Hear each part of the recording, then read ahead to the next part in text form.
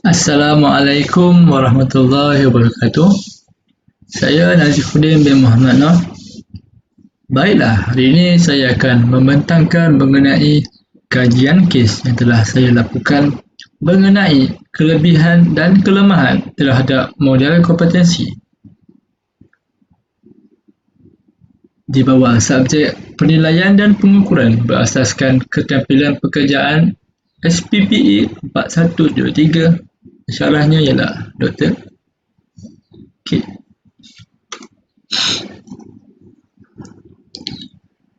Baiklah, sebelum kita melihat lebih lanjut, marilah kita memahami dulu apa itu sebenarnya model kompetensi.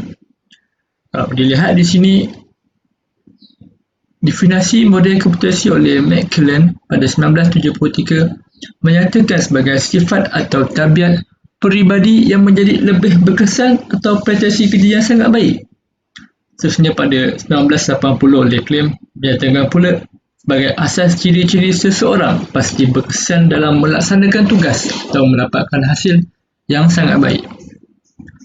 Pada 1963, Spencer menyatakan kemahiran perkara yang boleh dilakukan melalui kerja, pengalaman, pembelajaran ataupun latihan. Dan 1969, daripada Lucia Lispector menyatakan alat deduktif terhadap kemahiran melalui pengiktirafan pengetahuan peribadi, ciri-ciri dan tingkah laku yang boleh dilaksanakan. Dan beralih pada tahun 2002, oleh Bartra pula menyatakan sebagai kebolehan adalah rangkaian tingkah laku yang berperanan dalam menyampaikan hasil yang diharapkan. Dan kalau kita lihat pada tahun 2011 pula, pada Bidwell Holden mendefinisikan model kompetensi ini sebagai keupayaan aktiviti terhadap bidang profesional dengan prestasi yang diharapkan pekerjaannya. Sebelum saya teruskan mengenai kelebihan dan kekurangan terhadap model kompetensi ini, marilah kita memahami dulu struktur asas dalam model kompetensi. Yang pertama adalah kecekapan. Kecekapan ini lebih kepada pengetahuan profesional. Seterusnya, motivasi.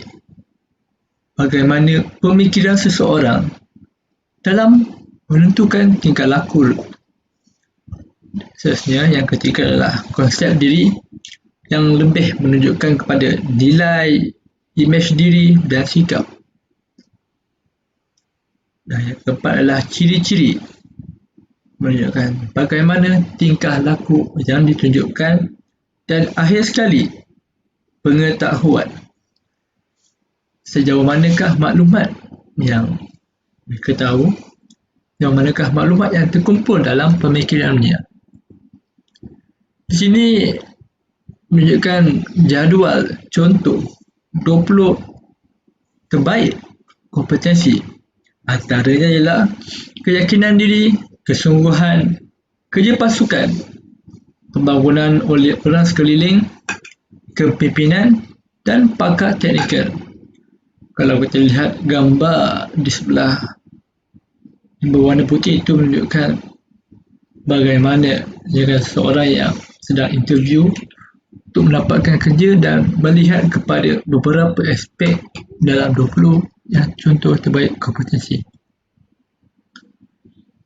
Terusnya, kita melihat kepada struktur dalam kompetensi ini.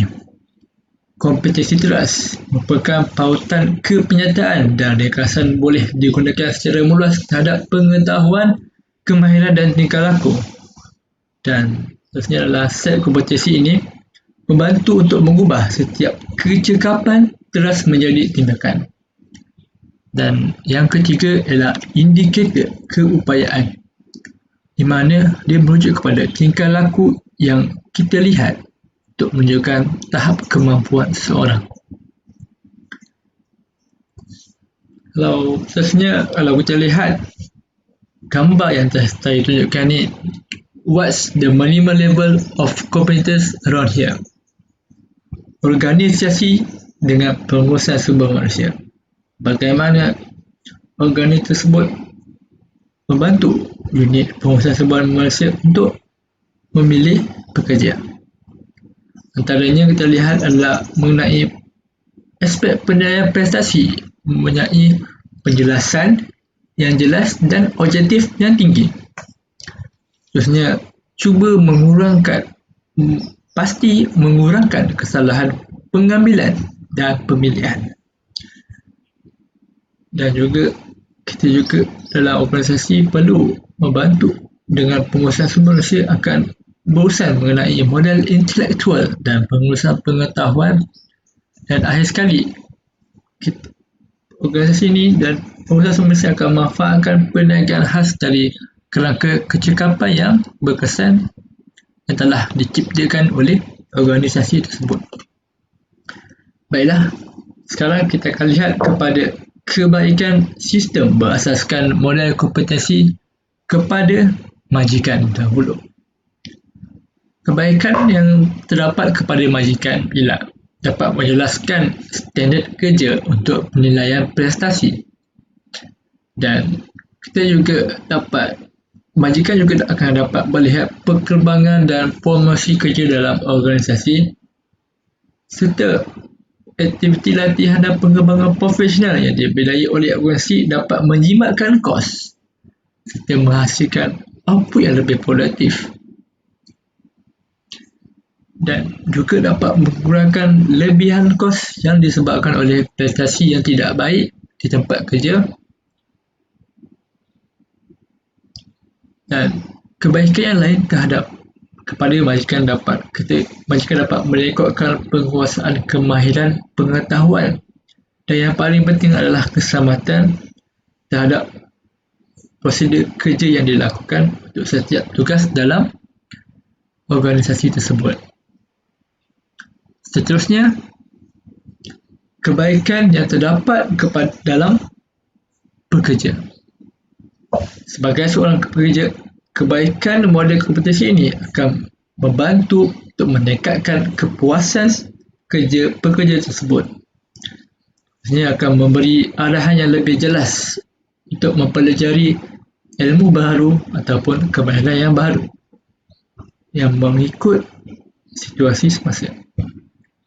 Seterusnya, dapat menyediakan sumber rujukan untuk keperluan harian pekerja tersebut supaya sentiasa mengikut panduan, dan menyediakan mekanisme untuk mengenal pasti kemampuan pekerja tersebut.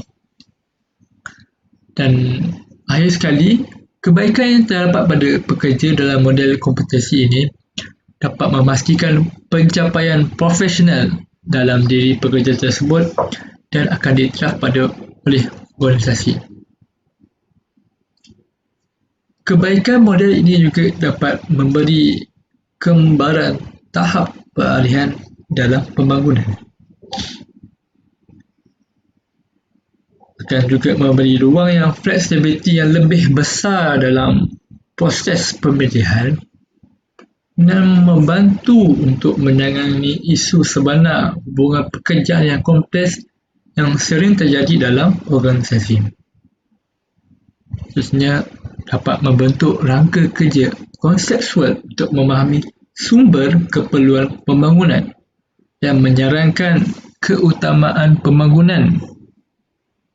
Jadinya, kebaikan dalam model ini sebenarnya memberikan kelebihan kepada pekerja, majikan dan orang sekeliling supaya setiap unit, setiap orang memahami peranan dan akan lebih tahu apa yang perlu dilakukan serta boleh menambah baikkan kualiti yang ada pada setiap unit. Terusnya, kita melihat pada kelemahan yang ada pada model kompetensi ini. Daripada Stuart dan Lindsay pada 1967, dia menyatakan bahawa dia tidak percaya terhadap semua model kerana modelnya tidak lengkap. Dia pula pada pandangan pada Rowell and Lidholm 1969 memberi amaran agar tidak menggunakan model kompetensi setelah organisasi yang dibangunkannya menghadapi cabaran yang baru.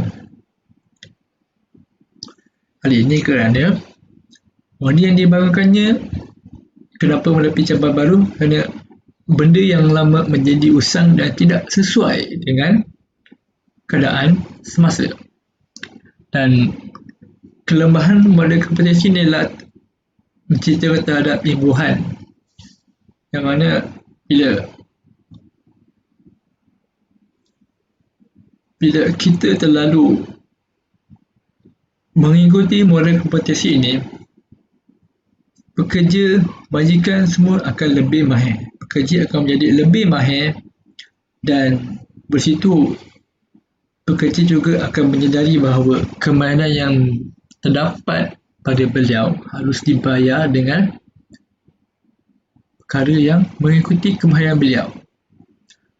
Terus Ford juga menyatakan beberapa masalah lain dalam model ini. Antaranya, jasa jaga balik, bila pekerja lebih mahir dalam organisasi, dia akan merasakan dia lebih bagus dan majikan tidak memberikan bayaran atau imbuhan yang sepatutnya, dan akibatnya pekerja tersebut akan meninggalkan organisasi dan menggunakan kemahiran yang dipelajari kepada tempat lain. Dan akhir sekali, kelemahan yang terdapat dalam model kompetisi ini ialah Miss dan Fox dari 1989. Model macam ini akan mengakibatkan kos pentadbiran yang tinggi dan dia dianggap sebagai salah satu kelemahan utama dalam model ini. Caranya perbincangan. Kelemahan yang terdapat dalam model ini dapat dijadikan sebagai garis panduan atau rujukan terhadap majikan dan pekerja. Untuk kekurangan seperti saya nyatakan, seperti masalah imbuhan pekerja. Biasanya kalau melihat pada kelemahan yang telah diberikan, yang telah saya membuat kajian, kelemahan ini biasanya berpunca daripada kecuaian ataupun tidak ketelitian terhadap organisasi tersebut. Ya, sudah semestinya kita memahukan benda yang terbaik, tetapi kita juga perlu melihat kepada perkara-perkara seperti ini. Dan saya itu juga puncanya adalah kurang perbincangan mengenai penyertaan dan kebenaran dalam organisasi tersebut. Kalau kita lihat sebenarnya, model kompetisi ini adalah sangat baik dan daripada semasa ke semasa dia telah ditambah baikkan. Maksudnya di situ, model ini boleh dikatakan sebagai model yang bagus kerana kita juga dapat melihat contoh syarikat-syarikat besar seperti Panasonic, Sharp juga mengikuti menggunakan model ini. Tadi sudah terang lagi bersuruh menunjukkan model ini adalah sangat baik kerana syarikat-syarikat besar juga menggunakannya, dan kelebihannya juga telah saya cakap tadi, jadi bukan sangat baik. Dan kelebihan yang terdapat dalam model ini juga sangat akan memberikan kepuasan kepada semua pihak, khususnya kepada pekerja dan majikan. Jadinya, kelemahan yang telah saya membuat kajian dapat dijadikan sebagai rujukan kepada organisasi tersebut supaya dapat mengelakkan kelemahan. Jadi, itulah tujuannya kenapa kajian ini dilakukan. Kesimpulannya, penilaian terhadap kelebihan dan kelemahan yang terdapat dalam model kompetisi ini akan membantu untuk meningkatkan kecekapan dan motivasi pekerja. Model kompetisi ini juga akan membantu dalam proses pengambilan pekerja, dan jika kita gunakan sebaik mungkin, model ini akan dapat membantu membuat penilaian pekerja seperti maklum malas 360 darjah dan dapat menentukan pengetahuan, kemahiran dan tingkah laku yang diperlukan agar organisasi ini berjaya. Setiap organisasi menginginkan sebuah kejayaan dan kita menjadi lumrah kepada semua orang untuk berjaya. Seperti yang kita sedia maklum, dan saya juga telah buktikan bahawa model kompetisi ini mempunyai kelebihan yang sangat baik dan sedikit kelemahan yang telah yang berpuncakan daripada kesilapan daripada organisasi tersebut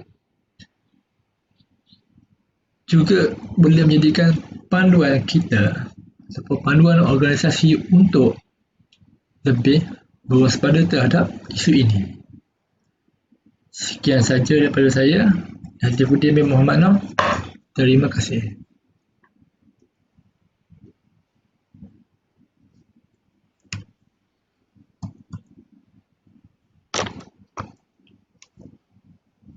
La ilaha illallah.